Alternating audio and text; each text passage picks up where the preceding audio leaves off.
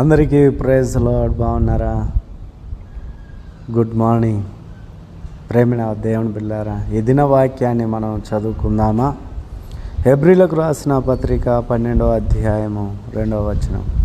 హెబ్రీలకు రాసిన పత్రిక 12వ అధ్యాయం 2వ వచనం. మనము కూడా ప్రతి భారమును సులువుగా చిక్కులబెట్టు పాపమును విడిచిపెట్టి విశ్వాసమునకు కర్తయు దానిని కొనసాగించువాడునైన యేసు వైపు చూచుచు మన ఎదుట ఉంచబడిన పందెములో ఓపికతో పరిగెత్తుదుము. ప్రేమిన దేవుని బిడ్డలారా, ఈ లోకములో దేవుని బిడ్డలము మనం ఎలా ఉండాలి అంటే చూడండి, మరి ప్రతి భారమును సులువుగా చిక్కులబెట్టు పాపమును విడిచిపెట్టాను. లోకంలో చాలామంది అనేకమైన బరువు బాధ్యతలు, భారం అంటే బరువు బాధ్యతలు కలిగి ఉంటున్నారు.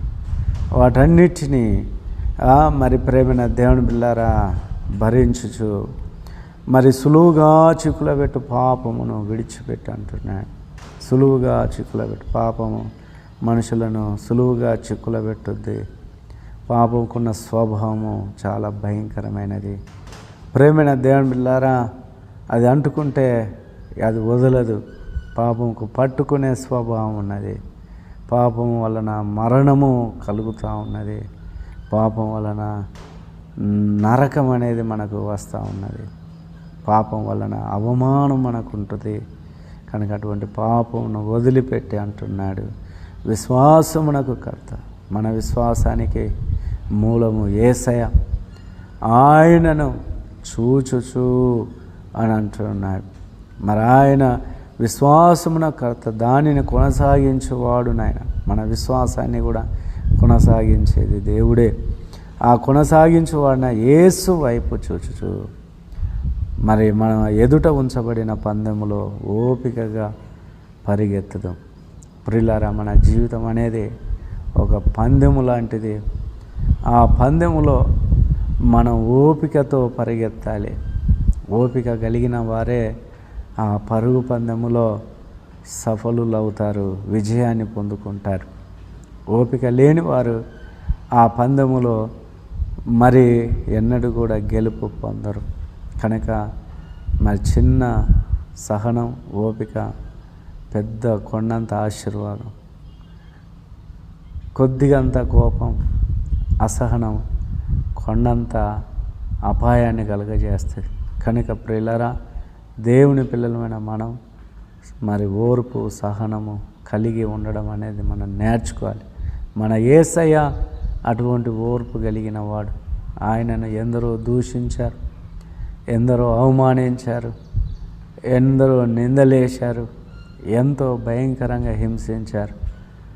ఆయన ముళ్ళ కిరీటం పెట్టారు. ఆయన 2 చేతుల్లో మేకలు, 2 కాళ్ళలో మేకలు, ఆయన కడుపులో బల్లెపు పోటు వెనుక నుండి దన్నేరు. మరి ఆయన ముందుండి అపహసించారు. మరి యూదుల రాజానికి శుభమని చెప్పి ముళ్ళగీటం పెట్టారు.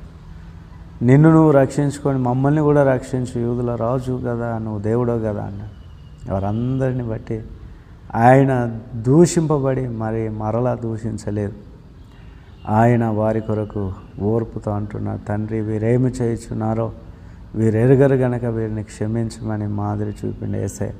కనుక అటువంటి ఓర్పు, సహనం మనం కలిగి ఉండాలి. మన జీవితంలో కూడా యేసయ్య ఎన్నైతే పొందుకున్నాడో మన జీవితంలో కూడా అలాంటి సంభవాలు జరగవచ్చు. అనేకమైన వ్యతిరేక పరిస్థితులు, ప్రతికూల పరిస్థితులు, భయంకరమైన వ్యక్తులు నిందించవచ్చు, మనల్ని అవమానపరచవచ్చు, మనల్ని ఇబ్బంది పెట్టవచ్చు. వారి ద్వారా మనం నిత్యము మానసిక సంఘర్షణకు గురవుతున్నాం. ప్రేమిన దేవుని బిడ్డలారా, మనం యేసయ్య వైపే చూడాలి. లోకం వైపు చూస్తే లోకం ఏమని చెప్తుంది? ధర్మశాస్త్రాన్ని పాటిస్తుంది. దెబ్బకు దెబ్బ, కంటికి కన్ను, పంటికి పన్ను. ప్రేమిన దేవుని బిడ్డలారా, మనం అలా ఉండకూడదు. అలా మనం చంపుకుంటూ పోతే, కొట్టుకుంటూ పోతే ఒక్కడు కూడా మిగలడు. మనము ప్రతీకారము చేయకూడదు. దూషింపబడి బదులు దూషింపకూడదని దేవుని వాక్యం సెలవిస్తుంది. కనుక ఈ పాపమును, అపవాదిని, సాతాను జయించిన యేసయ్యను మనము చూస్తూ ఓపికతో మన పరుగు పందెంలో ముందుకు సాగిపోదాం. ప్రార్థన చేసుకుందాం. మహోన్నతుడైన దేవ, కృపగలిగిన తండ్రి, మీ ఘనమైన నామునకు వందనాలు. మీరు ఈ దిన వాక్యం ద్వారా మాట్లాడినందుకు వందనాలు. ఇదిగో ఈ మాటలు వింటున్నా నా ప్రియ సహోదరి సహోదరులను మీరు ఆశీర్వదించండి. వారి ఉద్యోగమును, వారి వ్యాపారమును, వారి చేతి పనిని దీవించండి. వారి పిల్లలను దీవించండి. వారి చదువులను దీవించండి. వారి ఆరోగ్యాలను మీరు దీవించండి. వారికి నాయన దినమంతయు భద్రత దయచండి. ప్రతి కీడు నుండి, శోధన నుండి విడిపించండి. మీ కృప ద్వారా నీ బిడ్డలను రక్షించి కాపాడమని యేసు నామములో ప్రార్థిస్తున్నాము తండ్రి. ఆమేన్.